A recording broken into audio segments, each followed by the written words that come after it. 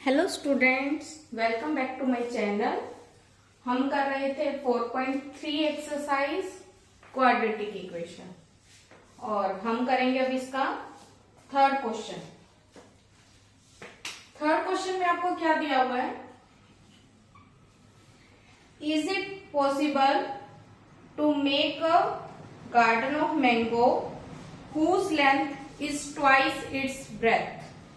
कि क्या एक ऐसा फील्ड बनाना पॉसिबल है जिसकी लेंथ ब्रेथ से ट्वाइस हो and area is 800 square metre, और उसका एरिया दिया हुआ है आपको 800 square metre. If possible then find the length and breadth. अब इसने क्या बोला कि उसकी जो लेंथ है वो ब्रेथ का ट्वाइस है, मतलब लेंथ आप तभी फाइंड कर सकते हो जब आपको ब्रेथ गिवन होगी।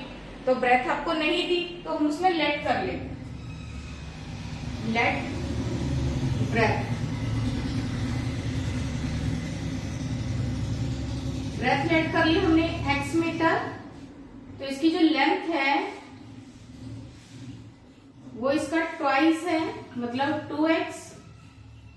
आपको एरिया गिवन है, एरिया गिवन है कितना है 800 स्क्वायर मीटर।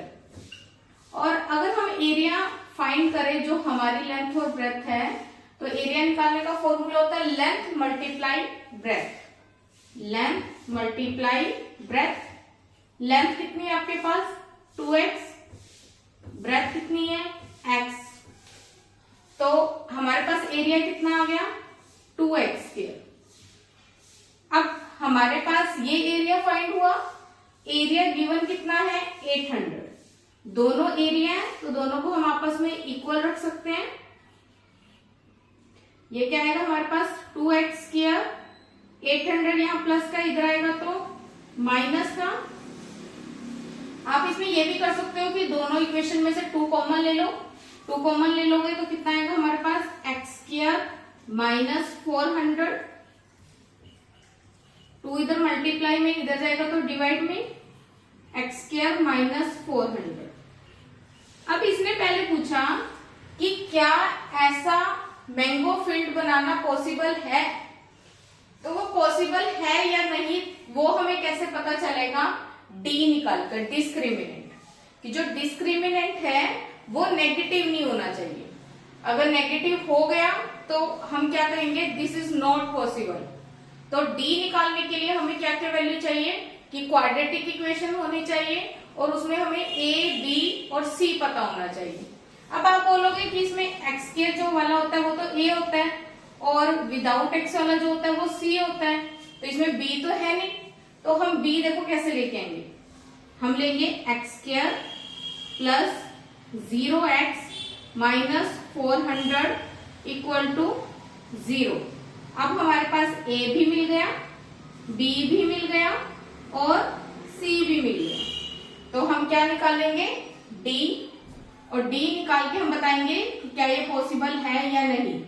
डी निकालने का फॉर्मूला था B square minus 4ac। B की वैल्यू आपके पास कितनी है 0 माइनस 4a, ए की वैल्यू कितनी है 1 और सी की वैल्यू है माइनस 400।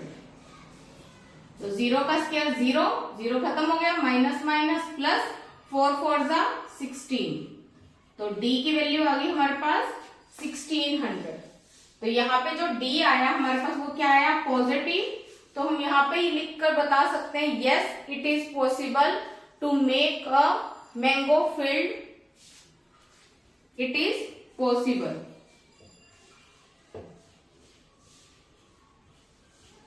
अगर उसने कहा था पॉसिबल है तो लेंथ और ब्रेथ बताओ, तो लेंथ और ब्रेथ हम कैसे फाइंड कर सकते हैं? अल्फा बीटा निकालो। क्या फॉर्मूला था minus B plus minus root D upon में 2a। तो अल्फा बीटा ये आ गया हमारे पास, माइनस बी, बी तो 0 ही है तो 0 फिनिश हो जाएगा, plus minus root D, D की वैल्यू कितनी आई थी हमारे पास 1600 अपॉन में 2a, a की वैल्यू कितनी थी 1। अब 1600 है, अगर आपको रूट पॉसिबल नहीं हो रहा आपसे तो आप क्या लोगे इसका एलसीएम। एलसीएम लेते हैं, कितना कितना आएगा 800, 400, 200, 100, 50, 25, 5, 1। अब रूट के अकॉर्डिंग क्या होता है कि जो दो बार टर्म है उसको वन टाइम काउंट करेंगे, रूट से बाहर आ जाएगा, कितना आएगा 5 to the 10 to the 20 and to the 40। तो कितना आया हमारे पास alpha beta plus minus 40/2, cancel कर देंगे 20, मतलब अल्फा की वैल्यू 20 और बीटा की वैल्यू -20, और माइनस को हम क्या कर देंगे रिजेक्ट, क्योंकि हमारे पास जो भी लेंथ या ब्रेथ होगी वो नेगेटिव नहीं हो सकती। तो अल्फा की वैल्यू कितनी आई 20, अल्फा की वैल्यू मतलब 20, एक्स की वैल्यू आ गई आपके पास 20, तो लेंथ आपको सॉरी ब्रेथ मिल गई आपको 20, ब्रेथ कितनी मिल गई 20 मीटर, और जो लेंथ थी वो इसका क्या थी ट्वाइस, 2 से मल्टीप्लाई कर देंगे, कितनी आ गई 40 मीटर। तो हमें लेंथ भी मिल गई, ब्रेथ भी मिल गई।